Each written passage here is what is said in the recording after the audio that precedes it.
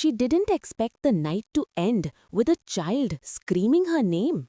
Emily had just finished her late shift, the kind of shift that left her feet aching and her head foggy. The parking garage was nearly empty, the kind of quiet that makes every sound echo just a little too loudly. She clutched her bag, keys ready between her fingers, reminding herself she was used to this. A single mom didn't get to choose safe hours. But then she heard it, a sound that sliced through the concrete silence. A child's voice, panicked, muffled. "Let go of me! Stop!" Emily froze. For 1 second, just one, she told herself it wasn't her problem. She had bills to pay, a son at home, a job she had just lost today. Her heart was already cracked enough. But then the voice broke again, louder this time. "Help! Someone help me!" And something inside her snapped, the side of her that didn't care about consequences, the part of her that had been fighting her whole life. She ran towards the sound. Two men, a black SUV, a small boy struggling, kicking, tears streaking down his face. His backpack lay on the ground, a sticker on it reading Ethan. Emily didn't think. Instinct took over. She slammed her car keys into the first guy's arm, grabbed Ethan, and shoved him behind her. The second man reached out. She yelled, swung her bag, and for a moment, pure fear was the only thing keeping her standing. Tires screeched. Someone shouted. The men sped off. And then Emily turned, dropping to her knees, breathless, trembling. "Hey, you're safe. I've got you," she whispered, trying to steady her voice as she held the terrified child. Ethan's small fingers clutched her coat. "Don't let them take me," he cried. "I won't," she said softly. "I promise." What Emily didn't know, what she couldn't possibly know, was who the child belonged to, and how saving him would change her entire life. Forever. The police arrived within minutes, lights flashing against the cold concrete walls. Ethan stayed glued to Emily's side, his tiny hands still shaking, as officers gently tried to speak to him. "Emily Hayes?" one officer asked, flipping open his notepad. "You were the one who called?" She nodded, though her voice felt stuck somewhere deep in her chest. He was screaming. They were trying to pull him into the SUV. The officer let out a slow breath, the kind of comes from seeing too many close calls. "You did the right thing. Most people don't get involved." Emily didn't feel like a hero. Her palms were still trembling, her eyes stung. Her heart hadn't slowed since she'd run at those men. "I just reacted," she said quietly. Ethan looked up at her then, eyes still red, cheeks still wet, but there was trust there, heavy and unexpected. "Don't go," he whispered, clutching her sleeve. "Please stay until my dad comes." Emily swallowed hard. She had been fired earlier that afternoon. She hadn't even told her son yet. She should have gone home, but something in Ethan's voice, something familiar, something she remembered from her own child on nights when the world felt too big and too dangerous, made her nod. "I'll stay," she murmured. Minutes passed. Officers exchanged clipped updates on radios. Paperwork, statements, questions. Ethan leaned against her the whole time, his breathing finally slowing. Then the elevator doors opened. A man stepped out, tall, sharply dressed even at this hour, eyes scanning the scene with a mixture of panic and fury. His coat looked expensive, his watch even more so. But nothing about him screamed CEO in that moment.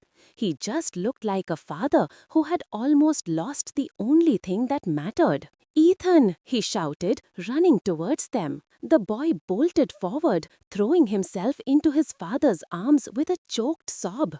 "Dad, they tried to take me. She saved me." The father held him tight, eyes closing, as he pressed a shaking hand to the back of his son's head. Then, slowly, he lifted his gaze to Emily and froze. You?" Emily recognized him immediately.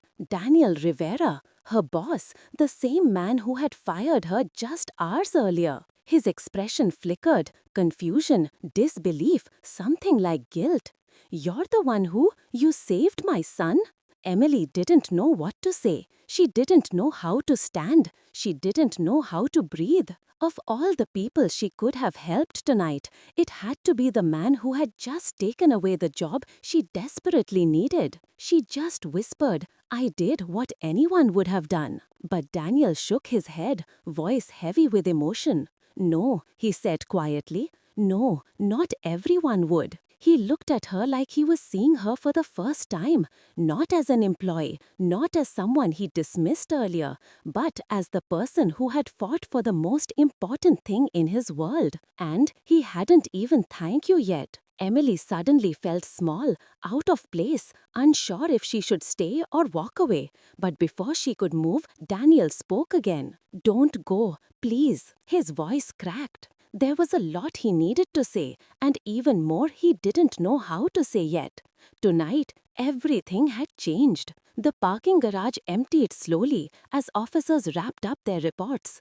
The cold air settled into Emily's bones, mixing with the shock she still hadn't shaken off.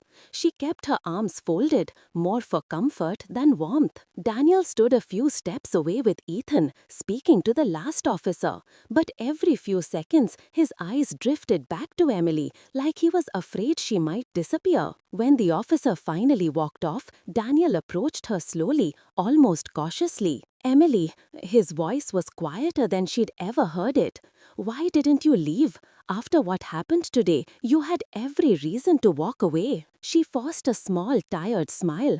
"I heard a child scream. That's enough for me." He looked at her for a long moment. Not as a CEO, not as someone who signed her termination papers, but as a father who owed her everything. "I fired the wrong person," he said softly. Emily's breath caught. "I was stressed," he continued, guilt heavy in his voice. "I was frustrated about company numbers, deadlines, board meetings, and you were just standing there trying to juggle everything." He paused. "And I took it out on you." Emily didn't respond. She didn't know how.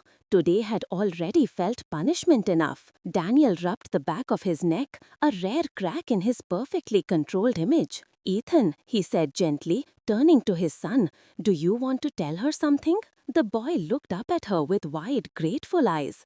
"Thank you," he whispered. "You saved me." Emily knelt down so she was eye level with him. "You were very brave," she said softly. "I'm just glad you're okay." A moment passed, quiet, warm, grounding. Then Ethan surprised them both by wrapping his arms around her neck, hugging her with all the strength a scared little boy had left. She hugged him back, feeling a lump rise in her throat. Daniel watched, and something in his expression shifted. Not just gratitude, not just relief, something deeper, something that made her see him differently. "Emily," he said, when Ethan finally let go, "please let me drive you home. It's the least I can do." She shook her head. "You don't have to." "I know," he said gently, "but I want to." For once, his voice wasn't firm or demanding. It was sincere. And Emily was too tired to argue. The three of them walked to Daniel's car together. Ethan held tight to Emily's hand the whole way. Every time a sound echoed in the garage, he flinched. Emily squeezed his hand reassuringly. Daniel opened the passenger door for her, something she never expected from her former boss. "Please," he insisted, "you saved my son. Let me take care of the rest." She slid in, still unsure of how the night had changed so drastically. As they drove, the city lights flickered across their faces. Emily stared out the window, trying to process everything. Daniel finally broke the silence. "How long have you been doing this alone?" Emily blinked. "Doing what?" "Raising your son, working 2 jobs, surviving." She hesitated. She didn't like talking about her struggles. But something about tonight, something about him, made her honest. 5 years, she said quietly. "It's just been me and Lucas. And I guess I learned to keep going." Daniel nodded, jaw tightening slightly, not in judgment, but in empathy. "You shouldn't have to fight this hard," he murmured. Emily laughed a little. That's life, isn't it? You fight for the people you love. Those words hit him harder than she expected, because he knew exactly what that felt like. When they reached her apartment, Daniel stepped out first and opened her door again. Emily didn't know CEOs did things like that. "Emily," he said quietly, once Ethan had said goodbye, and the car fell silent. "I need you to know something." She looked up. He took a breath. "You didn't just save my son tonight. You saved me too." Her heart stilled. Daniel shook his head, almost in disbelief. "You jumped in front of danger for a child who wasn't even yours. That kind of heart, I don't see that often." For a moment, neither of them moved. The night air wrapped around them, heavy, emotional, full of unspoken things. Then Daniel stepped back. "I'll see you soon," he said softly. Emily watched him drive away, her pulse still trembling. She didn't know it yet, but this was only the beginning. Emily didn't expect to see Daniel again.